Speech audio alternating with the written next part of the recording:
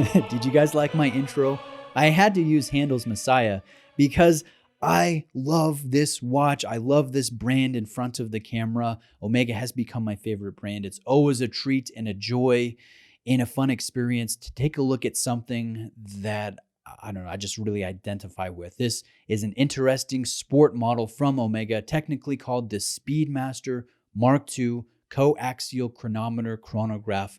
It is a long designation, and I'm excited to share it with you guys here on the channel. We're going to talk about the good, we're going to talk about the bad, we're going to talk about the details, and I'd like to thank my friend Kyle for lending this in. Kyle is a local friend of mine here in Utah. He's got some awesome watches, and he's lent in some really cool pieces over the past little while. I have some fun Seikos in hand at the moment. Obviously, this Mark II, I've reviewed a Doxa of his. So I want to say thank you, Kyle, very much. I'm going to shout you out. I really appreciate this.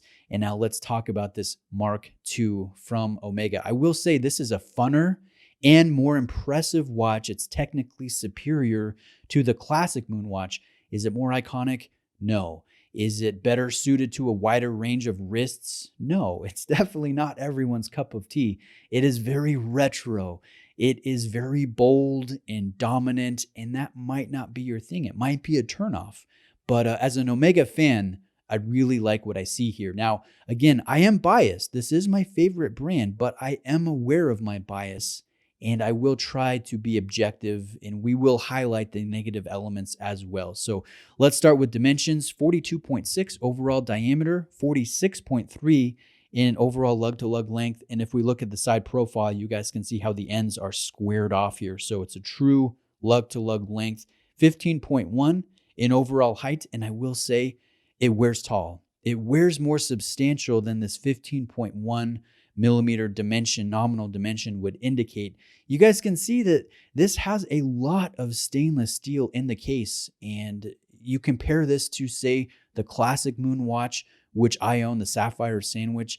And if we look at the two, there's obviously some differences, but with the classic Moonwatch, you have this lovely lyre style lug system, and then a step up to the tachymeter ring, and then a step up to the sapphire crystal. So there is more of a gradual flow when it comes to the increase in height, to where the apex is in the center of your wrist. Now you compare that to the Mark II, and you guys can see the squared off lugs, the very substantial case that has a lovely radial or starburst brushing that looks like $1,000,000.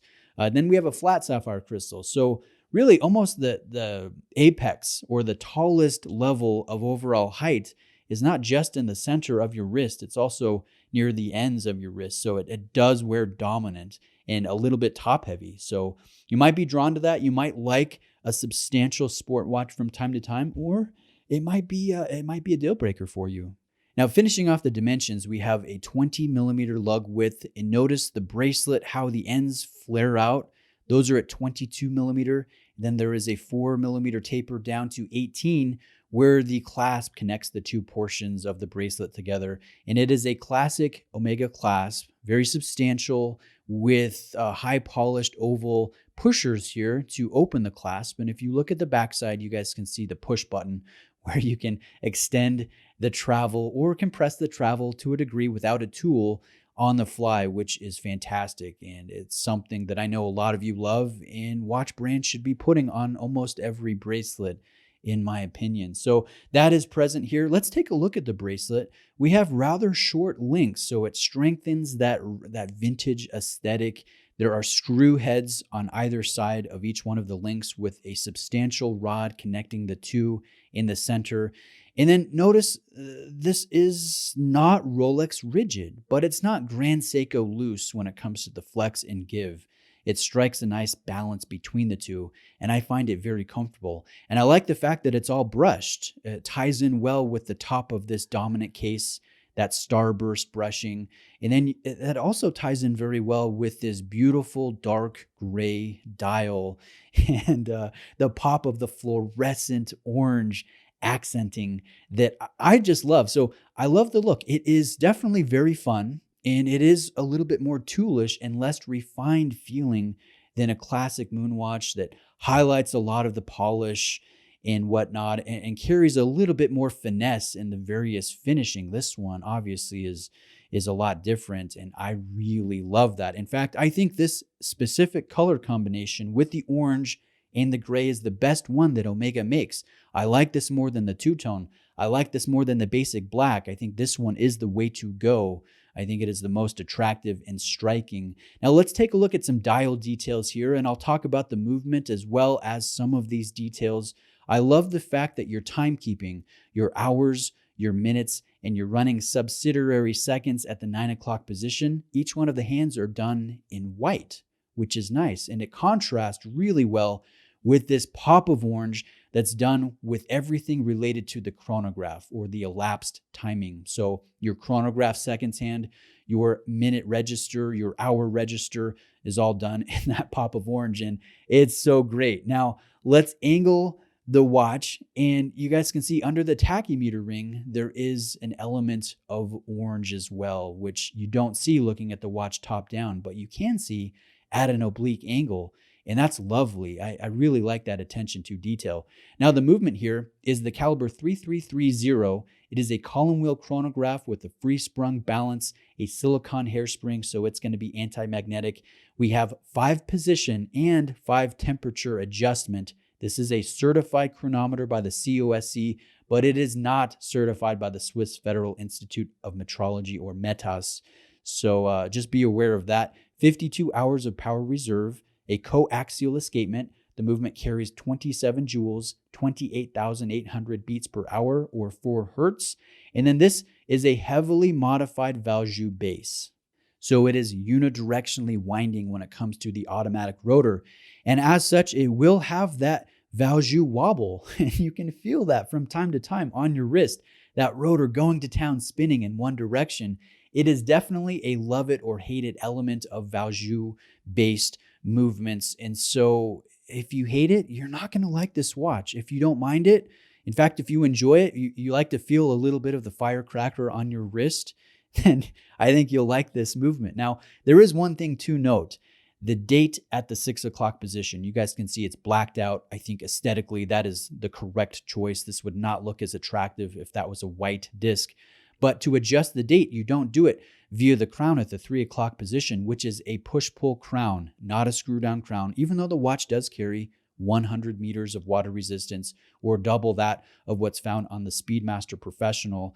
But you adjust the date via a function pusher on the side of the case, which is interesting and definitely a hallmark of some Valjoux chronographs. So I will say that this is a technically superior watch to the Moonwatch, but that isn't all that hard to do. The Moonwatch, it's not very accurate. Most Moonwatches are about plus 10 seconds per day, 3 hertz, non-hackable, cam lever architecture when it comes to the actuation of the chronograph. Certainly beautiful, very proportional. I love the spacing of the registers on the classic Moonwatch. They look more balanced than the more spaced out ones on the Mark II, on the Valjoux-based chronograph. But you guys can see, I mean, the column wheel makes such a huge difference. And so the tactile feel of engaging the function pushers, miles nicer on the Mark II. It's noticeable. And you don't get the jump of the chronograph hand. It feels very clicky, very precise, very mechanical, very loud, very enjoyable. And then the accuracy, the adjustments to the different temperatures and positions, the COSC certification, the fact that it's hackable, that it's 4 hertz, that it has the coaxial escapement, that it's anti-magnetic with the silicone hairspring. Definitely the movement within the Mark II is definitely technically superior to the classic Moonwatch, but not for long.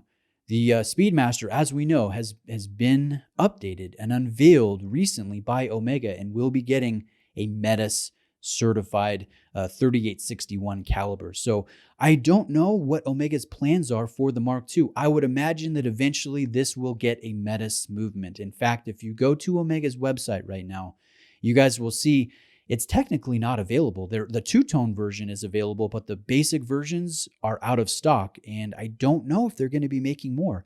I don't know if this is discontinued or what's going to be happening, with this model. I hope that Omega continues with it. And if they do continue with it, I would like to see one of their in-house co-axial calibers that is meta certified within the case, over the Valjoux that's in this one that's not a master chronometer, if that makes sense. I know Omega is really pushing for all of their movements to become meta certified, so it wouldn't surprise me if that happens. But at the moment, you can still find these Mark IIs from various authorized dealers around the country that still have stock. Obviously, on the pre-owned market, you can still find some. And I think for the price, man, these are awesome watches. You do get a ton. They are very, very fun.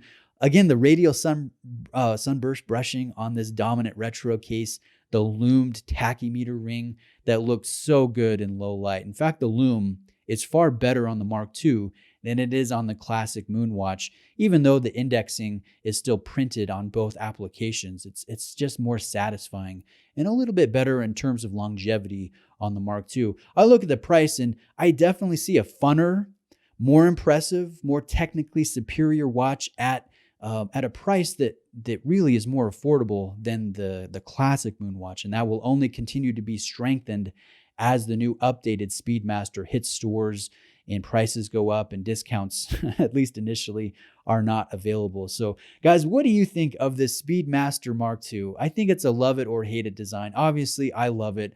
I love the pop of color. I love the brushing. I love the bracelet. I love the lumed application of the tachymeter ring, the anti-reflective treatment, dual layers on the top and the bottom of the flat sapphire crystal, the retro goodness here, the actuation of the column wheel chronograph, the silicone hairspring, the 5-position, 5-temperature adjustment. There is so much going on here that I appreciate as a watch fan, as a fan of Omega, as Omega being my own favorite brand. But at the same time, I know I've been extremely positive. Let me reiterate the negative elements as we wrap up. This is tall and heavy, and it wears top heavy. It wears a little bit taller than the 15.1 nominal dimension would indicate. You do have the Miyota wobble. You do have to, adjust the date, not via the crown, but via a case side function pusher that's recessed into the case there. And so there's definitely some negative elements. It might be too retro for you. It is very bold, very dominant, and that could be a turnoff. But overall, I think this is awesome. Thank you so much, Kyle, for letting me spend some time with this. It has just been such a pleasure, such a treat, and I really appreciate it. So guys, thanks for watching today. Please reach out with any questions you may have, and I'll see you next time.